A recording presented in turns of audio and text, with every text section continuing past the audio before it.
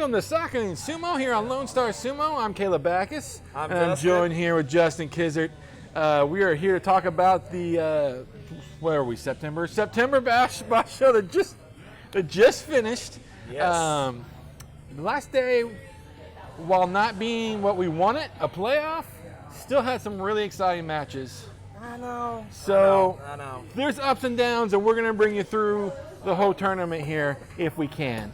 And I'd like to first start off with the fact that we like to play fantasy sumo. And I picked a bunch of guys that I thought were going to go off.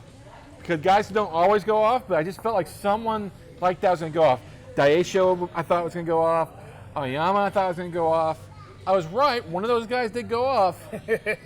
It was Indo, who I didn't pick. God. But Indo went off. About not picking Indo. Well, I never pick Onosho, so whatever. My group was not the greatest. That's all I'm going to say for right now, and we'll get more into that. I will say this. At this point in the year, we like to keep track of the year, how many we win. I'm now at 3, and he's at 2. So if I can win the last one of the year, I win. And whatever, at that point, I get to do something to this guy. Now, we don't make that up until someone wins. But he has a chance to tie it, and it's a push. Yeah. So it's a big thing for us coming up in November here. Yeah. I'm going to have to choose wisely. I got a little sloppy with the lower Mayagashidas, and it was... you pick guys you never picked before, too. Yeah, I went random to see what would happen, and now I need to stick to my formula as far as the type of people I pick. I just wanted this to be random because it was Terunofuji's first Basho. A lot of weird things happened that haven't been happening lately, like Tochinoshin. Like Tochinoshin, and we'll get into all that. Before we get into that, we're going to have Justin explain the sake that he's about to take a drink of. Oh, okay. So, as we always do with sumo and sake, we have sake. Today, we've got 2 special sakes. We have our Junmai Genjo here from Texas Sake. But at the end, we are going to be drinking a very, very fancy sake from Kyoto. It's a brewery from Kyoto, and this is a Junmai Daigenjo from Tamano Hikari in Kyoto. Say that 3 times fast, everybody. I know, Tamano Hikari. And it is a Junmai Daigenjo. That is a top shelf. You know, we're talking 3-digit bottles of sake. We're hitting it hard today. Yeah. Like a touchy eye. Exactly. All right. So I want to start off with disappointed, if you won't mind me going first. The guy I was there's a few, but the guy I was most disappointed in was Kaise. Not just because I pick him on my team all the time. I love his technique. I love his kindness to people. I love gentle giants, and he's one of those guys. He is. But there's 2 reasons at the end of someone's career they start to leave sumo. One is the thing that most people think of, and that's your body. You know, like Tochinoshin right now, even though he had great sumo, everybody knows his body is starting to fail him. Akibono, when he retired, he even said, I still had the fighting spirit, but I just don't have the body to do it. The other thing is when I think it's happened to Kaise, fighting spirit. Fighting spirit goes away, and that happens too, because Chuno Fuji said that. Yeah. And he lost Takano Hana and said, I'm out. I just don't have the spirit to keep fighting as hard as I can every day. And that's part of it. When you get older, sometimes you just go, do I really want to keep fighting this hard? Yeah. Even though your body's fine. You can tell in Kaise's face almost the indifference when he loses or wins. It's there's no. He's upset for losing, but he's not like, oh, that really made me mad. It's more dang it. Oh, I'm gonna work harder for the next one. Now it's more like, dang it, I lost. Oh man, yeah. Oh hey, you had won. That's cool. Yeah. It just doesn't have that spirit anymore. I mean, he can get it back. It's possible. Yeah. But at his age, I'm betting it's just going downhill at this point. Because at least with Tochinoshin and in his frustration over the last year, you can see in his face. Yes, he loses, but you can see him go, damn, like His, he has yeah, this his look spirit's like, still there. His body's not fighting. what's going on, you know? And I just, when Kaisei loses or wins, I just don't see that in his face. I mean, he seems like such a sweet guy. He's like, well, that's the way that went. It happens. So, is there anyone you're specifically disappointed in? I'm gonna say no one that I'm overall just disappointed with their performance or whatever. I think I'm disappointed that Hoshoru didn't get his 8. That's not really his fault. I mean, I don't think it is. I know. I mean, you get Tonsillitis in the middle of a freaking tournament. True. You're going to have a bad tournament. I mean, he lost 3 right off the bat because of that. Yeah. And then he came back and... So maybe I'm disappointed with the faith that was bestowed upon him. Yeah, it happens. I'm never disappointed by his performance, but I was just like, I want to see that. I want to see that guy shine and take on like almost like a family dynasty situation, and I just want him to keep winning. Like I would love to see. I would love to see in a year for him to be like an Ozeki or something. I mean, I've already called it. I mean, y'all haven't heard it, but he's the guy I picked to be the next Ozeki. A lot of people pick like older guys and good guys, and I know that with this, it's going to be harder. It might not be till the middle to the end of next year, but I honestly think he's going to make it. Yeah, he's that good. And it's speaking in his of blood, it's in his blood. Speaking of guys who I feel like are going to be at least Ozeki or close, is going to be Waka Takage. Hey. And I'm bringing him up now because Flocka. he did pretty good. He got 8 wins and stuff, but the match, probably when I'm calling the best match of the whole tournament, Hoshoru versus Waka Takage. Run us through that, Justin. How you felt about that? Key in flames at the bottom of this video, because I'll say I was in my room and I screamed like a little girl. It was so beautiful. I think I rewound it and watched it about 5 times. That's how, because and each time I saw a little bit more of that throw that Hoshoru did, and it was beautiful. I think even like a judoka would respect that match. Yeah. Like, whoa, shoot. That was really beautiful. That's good. Yeah. Oh, all right, cool. Yes. Look, I don't try to get caught up in the throw. I mean, it was amazing. I get why people do it. The entire match was exciting. Right. Follow up to it. I guess I'm only thinking about the actual throw, but that whole thing, because it looked good. Like he looked like he was gonna lose. Right at the beginning, man. Waka hit him hard, and you're like, oh. Yeah. And then they're just fighting, and then you see him slowly going back to the ring. And then he tried to slip out, but instead of slipping out, he kind of got turned around. And you're like, oh, it's over. Yeah. And that's when the throw happened. But dude had enough strength in his body to freaking get out of being hit over the ring, and then brought it back, and still Hoshoru just dropped him. I don't know. That was just cool. It was amazing. The reason why you don't see it in sumo very often is because to do it on purpose means you have to expose your back to somebody. Right. And you don't ever want to do that. It's a desperation throw in sumo. If you try to do that and it fails, well, now your back's there, and the guy it's so easy to push someone out, regardless of their size. If they're has your back to you, it's easy. Tis true. So you don't see it too often, and when you do see it, especially as pretty as that one was, it was great. Now I got another thing. They broke the internet. I got another thing with this that I'm going to ask you about. This makes their competition between them 3-2 in favor of Waka. Yeah.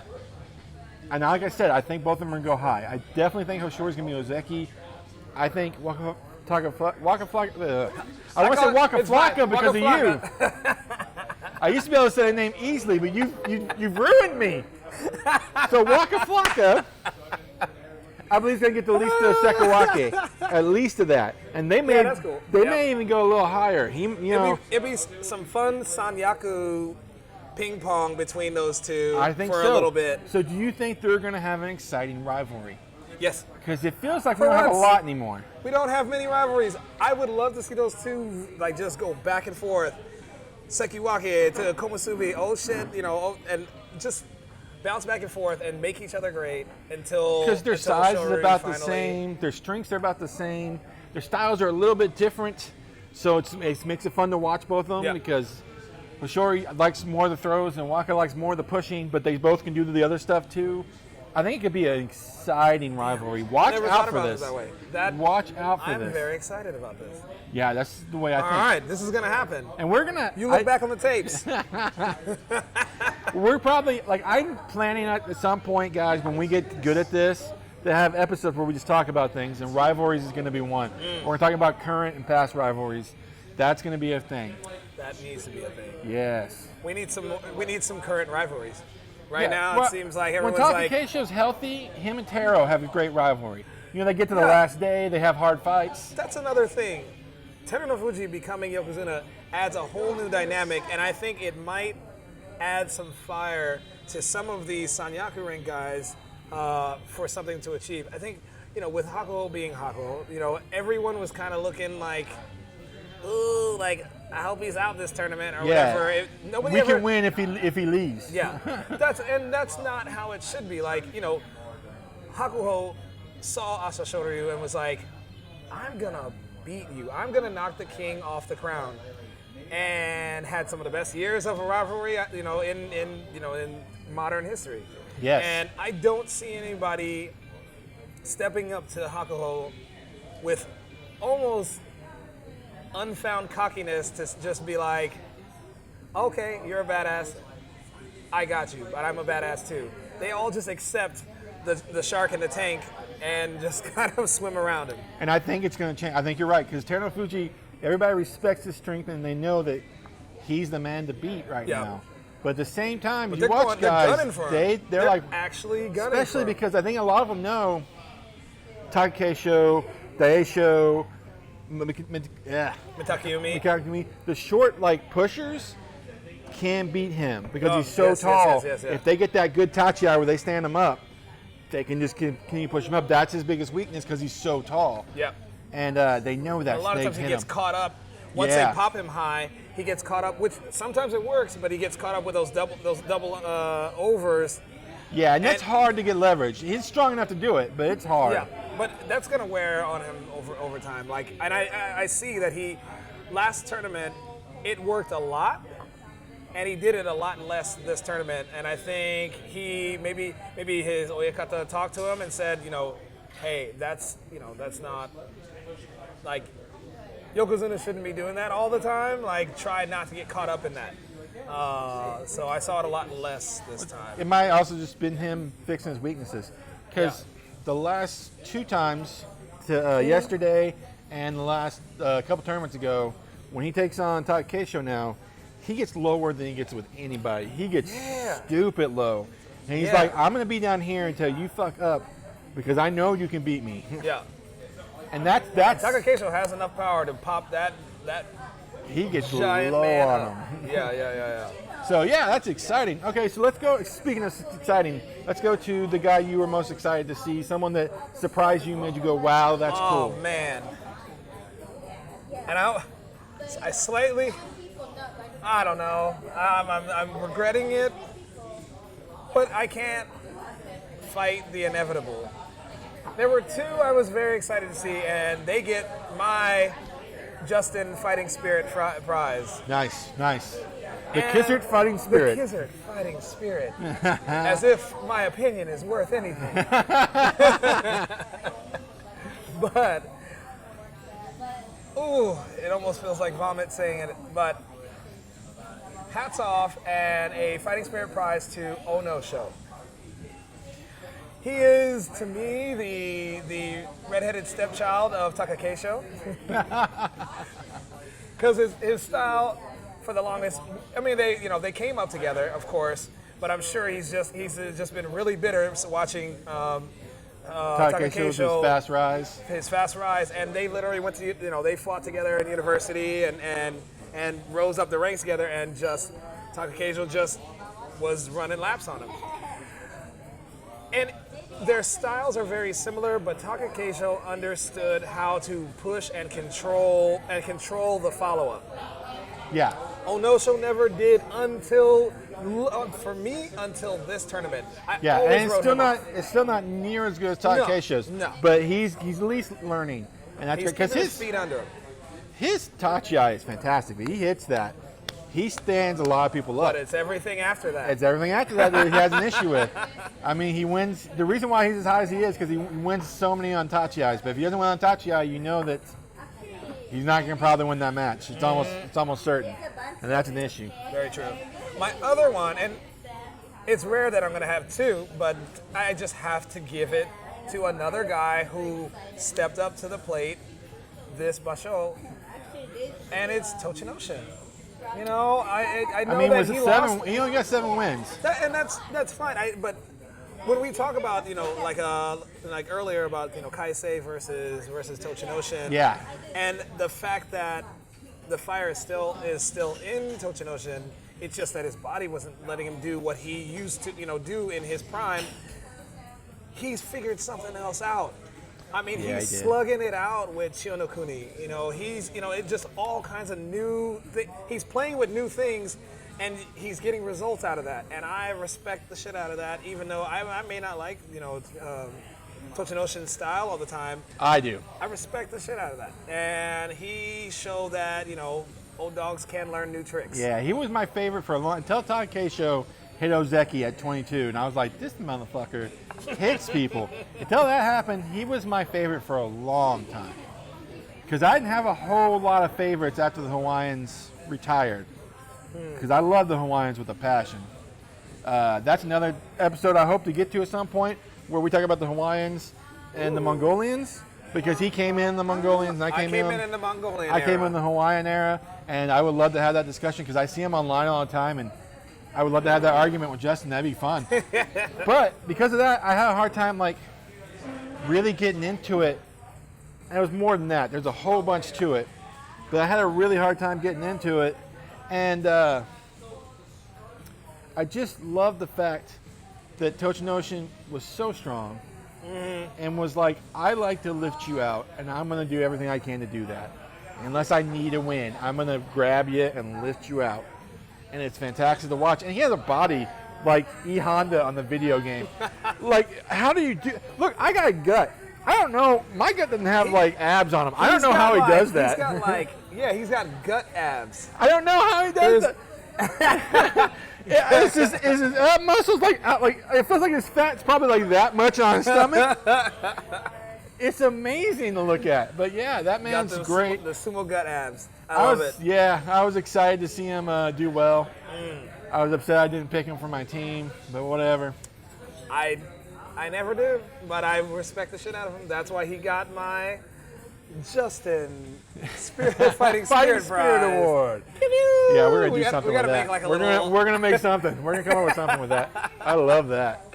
That's hilarious. So there's some great ones out there. Indo came close to challenging for the.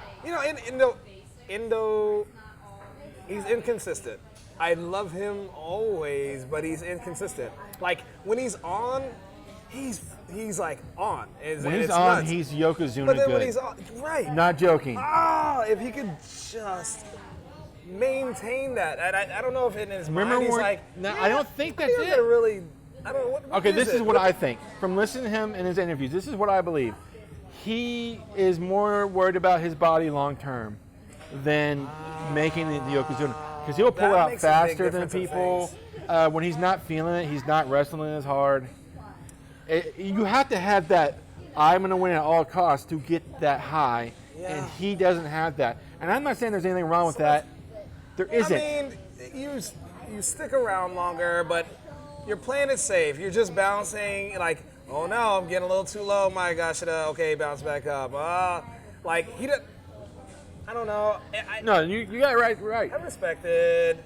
Because for him, if that's what he knows I'm never going to be Yokozuna, but I'm going to maintain and probably be in here longer than most people, like Shohozan or something. Yeah. I get it. It's not for the fans. That's not exciting. We typically want to see people, see them give their all. But of course, just like in pro wrestling or in these other ones, we don't know What they're the going pain through. they go through Yeah. outside. That's true. Like in all So- sports. Yeah, in all sports, when people like they retire early, or Ricky Williams, the running back in the NFL, when he left because of weed, and everybody gave him shit, and then it turned out later he's had anxiety and depression issues that he fought with weed.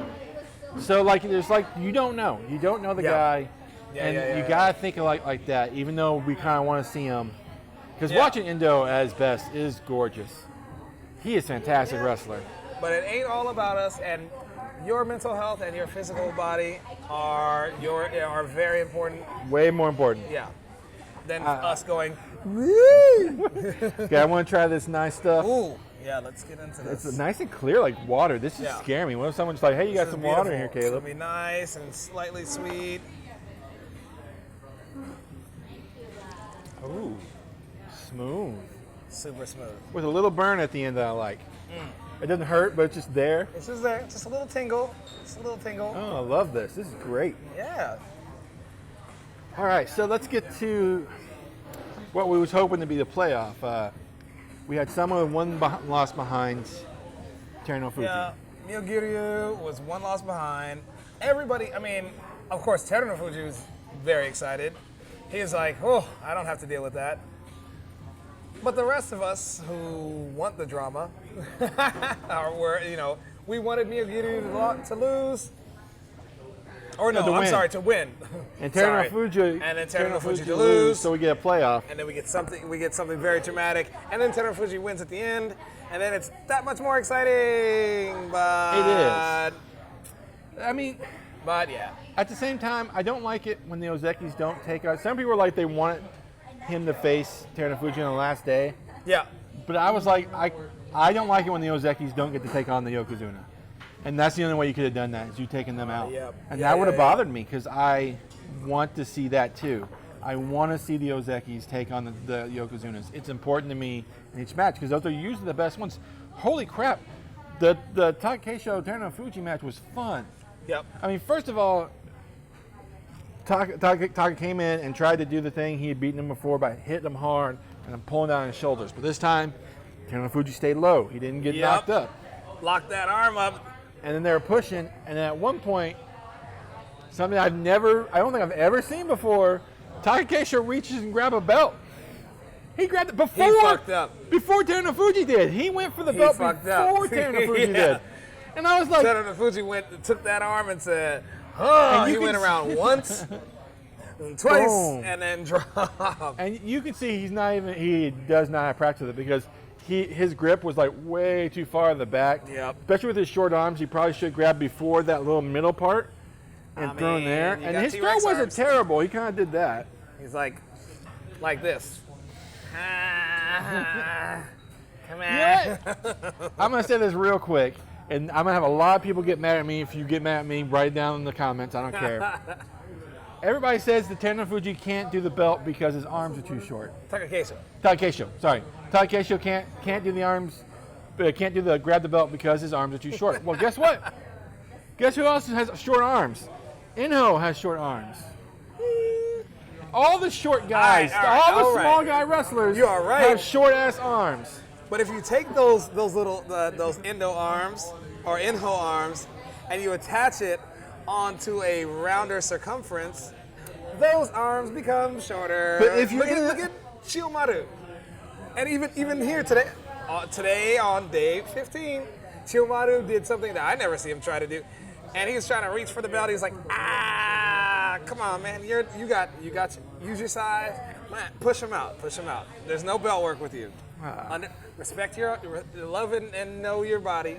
You got these little ass fucking arms that are on a lot more. Takesho has girth, and it goes, his arms even sit on, on his pectoral muscle. Mine does too. I'm actually the same size as Takesho. So We are both the same height, and he used to be my weight. He dropped about 30 pounds last year. shit. Yeah, he's down to like 380 now. oh, Yeah, he used to be like 420 like me. fun fact. 410, 415, he was pretty heavy. Okay. But but we were about the same size. I go for the belt all the goddamn time. You know that. Yeah, but I'm Okay, just this is saying. true. You All can. right, all He right. can do it if he really wanted to, but he has to practice that. And he has no And use to it. He looked very uncomfortable when he did that. He's like, why did I do this? He did. He almost got thrown off. He like turned and did that. But Terunofuji was like, man, you're not Fucking- used to this. Yeah, he just closed the gap, and now you're swimming in Terunofuji's waters. Oh man, it was fun. That was fun. It was. I felt it was more fun than the show that I won today. Not that was terrible. That was terrible. Uh, It was okay. Sorry, it was not terrible. It was uneventful. I mean, it what was I'll say. already called for. There's a lot of things that are terrible, but it was not terrible. It was uneventful. I mean, Chodai did a better showing than I expected him with already 8 wins to give. That's Yeah. my thing. Like, Takesho did terrible today, and I think he's still worried about his neck because he did the weird thing. Because he always leads with his head. And, like, multiple times this tournament, he kind of came up with his arms instead. Worried to mess that up. But Shodai usually just gives up regardless, and he didn't today, really. yeah, I mean, he at least tried. he tried. He got trapped up. That- Which was just great sumo on Terunofuji's part. I mean, don't get me wrong. It's awesome to watch them go. It's just, like I said, I want to see the Ozekis. But what are you going to do?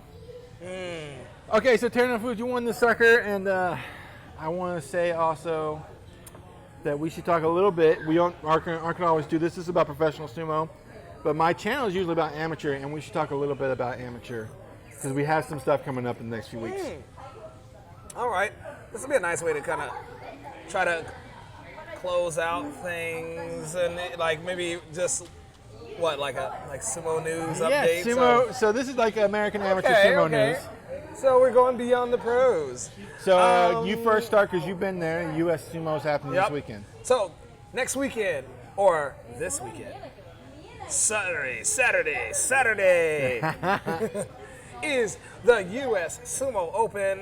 I have gone to each one of them ever since 2017, except for last year because of the whole COVID thing, and I screwed up and I didn't. I had to, in the month of October, I had to choose between home state and and Los Angeles, my Go home, Texas.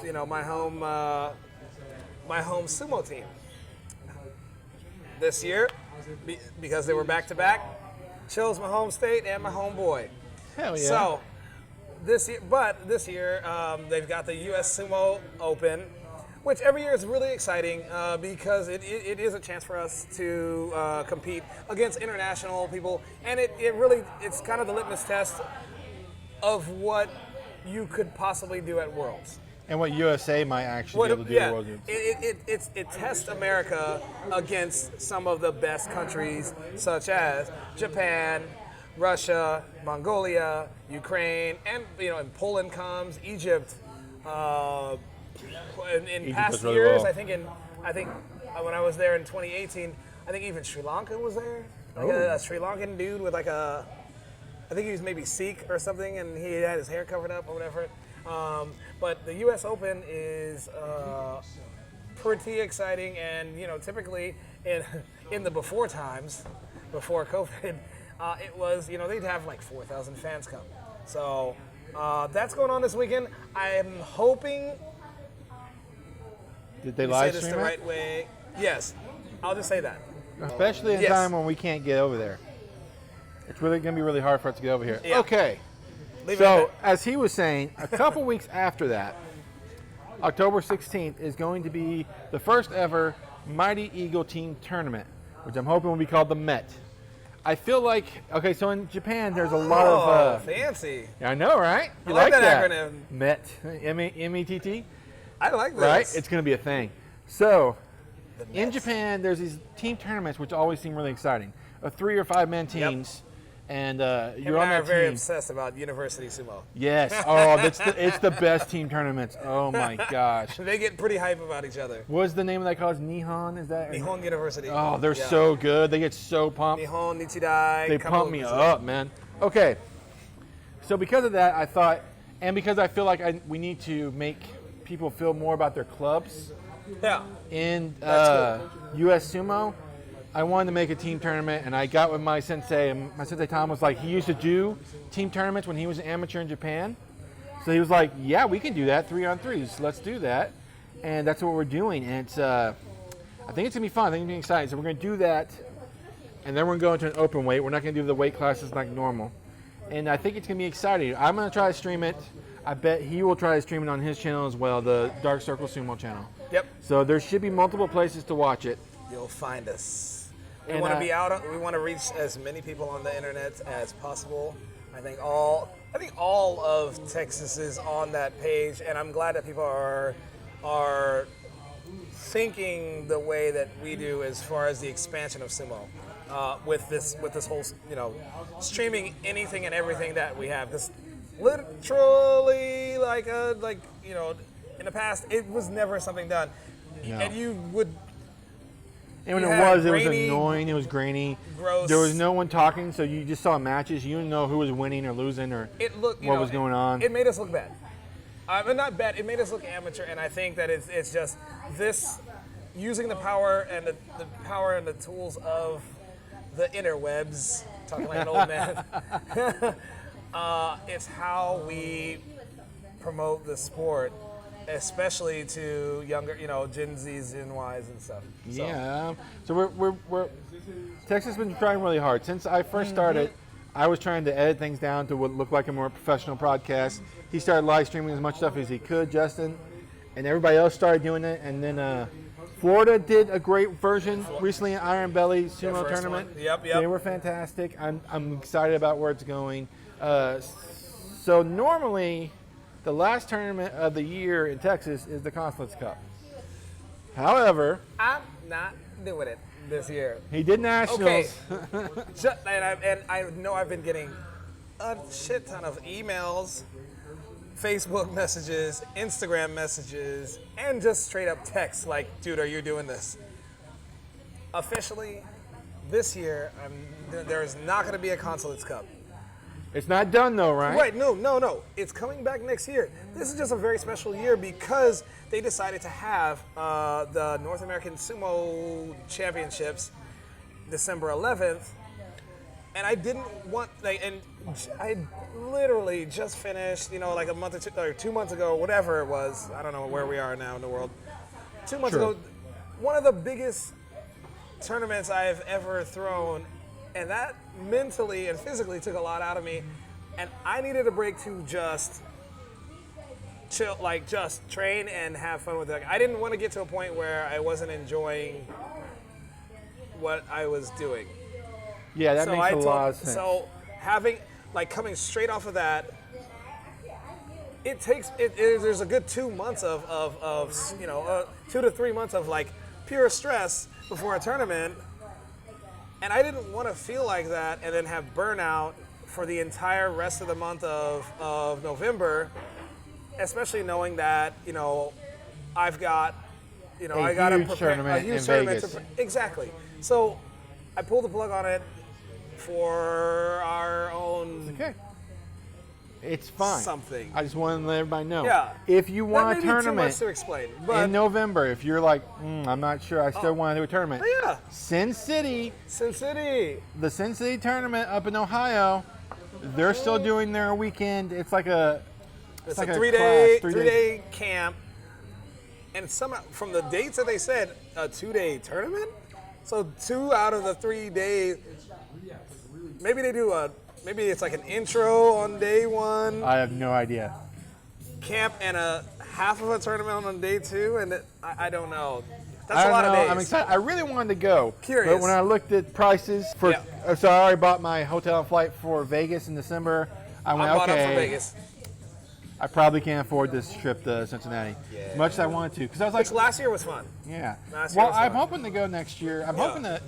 And I'm hoping things will change and I'll go to a lot of stuff. I want to go to Ohio guys Florida. are the nicest dudes out there. And they're spreading too. Yeah. They got more people We showing see up your in Ohio. numbers. Texas sees your numbers, sir. Yeah, it's happening. So we're almost done. Tell me if there's anything else from the last tournament that you want to talk about before we're done. I think I've said my piece. I will I try. swallowed my pride and and tipped the hats to Tochino Shineno no Show. You might not ever see that happen again. So, I will try this time. We had a preview for this one. I messed it up. Big old fuck up by Caleb. I'm sorry. I'll get the next one better. We'll have a preview next time. And We're then trying. soon, probably starting next year, like the month in between tournaments, we'll try to have a special episode where we just talk about something sumo-wise. So that would be hopefully about three episodes every 2 months. That's not bad. That's not bad. Sorry, we're not you sexy ladies. He over lives at in Sumo Austin, I live in Tournaments. San Antonio. It's a long-ass drive, motherfuckers. Yeah. it's We long. try to do this. But yeah, so drink your sake, watch your sumo. Cheers. Have a great day.